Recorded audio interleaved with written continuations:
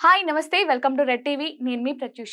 ఈ మధ్య కాలంలో ఆన్లైన్ లో ఫేక్ న్యూస్లే ఎక్కువగా మారిపోతున్నాయి. రీసెంట్ గా గత ఏడాది నుంచి బాలీవుడ్ నటుడు అభిషేక్ బచ్చన్ అలాగే ఐశ్వర్య కూడా విడిపోతారు, వీళ్ళిద్దరు విడాకులు తీసుకుంటారని కూడా న్యూస్ బాగా స్ప్రెడ్ అవుతుంది. అయితే ఇది వరకు ఎక్కడా కూడా ఈ జంట ఈ న్యూస్ గురించి ఎక్కడ మాట్లాడింది లేదు, దాని గురించి సమాధానం కూడా ఇవ్వలేదు. అయితే రీసెంట్ గా అభిషేక్ బచ్చన్ ఒక ఇంటర్వ్యూలో ఆయన చెప్పుకోవడం జరిగింది. నేను గత ఏడాది నుంచి ఇలాంటి న్యూస్ వింటున్నప్పటికీ నేను ఎక్కడా కూడా సమాధానం ఇవ్వలేదు. బట్ నేను ఇప్పుడు ఇవ్వడానికి గల కారణం ఏంటంటే, ప్రస్తుతం నాకొక కుటుంబం ఉంది. ఇలాంటి అసత్యకర ప్రచారాలు వింటుంటే నాకు, నా కుటుంబానికి చాలా బాధాకరంగా అనిపిస్తుంది కదా!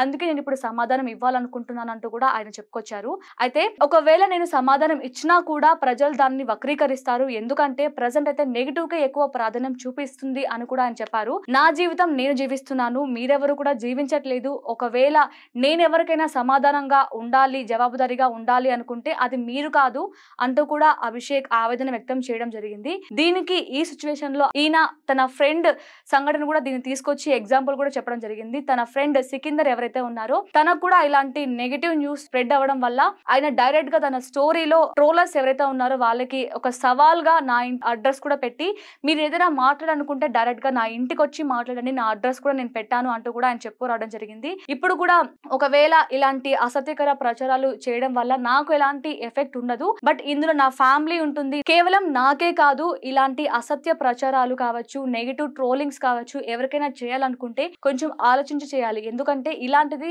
నాకు పెద్దగా ఎఫెక్ట్ అవ్వదు. ఇందులో కుటుంబాలు ఇమిడి ఉంటాయి కాబట్టి మీరు ఆలోచించి చేయాల్సి ఉంటుంది. ఏది నిజమో ఏది అబద్ధమో అని తెలుసుకొని మీరు ట్రోలింగ్ చేయాల్సి ఉంటుందంటూ కూడా ఆయన చెప్పుకొచ్చారు.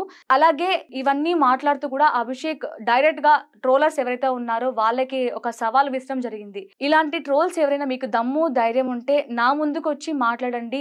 మీకు ఒకవేళ మీరు నా ముందొచ్చి మాట్లాడితే అలాంటి వారిని నేను చాలా గౌరవిస్తాను. ఎందుకంటే నా ముందుకొచ్చి మాట్లాడినందుకు. ఇలాంటి ట్రోలింగ్స్ ఎవరైతే ఉన్నారో ఒక సిస్టమ్ వెనకుండి మాట్లాడే బదులు డైరెక్ట్ గా దమ్ముంటే ముందుకొచ్చి మాట్లాడంటూ కూడా ఆయన సవాలు విసరడం జరిగింది.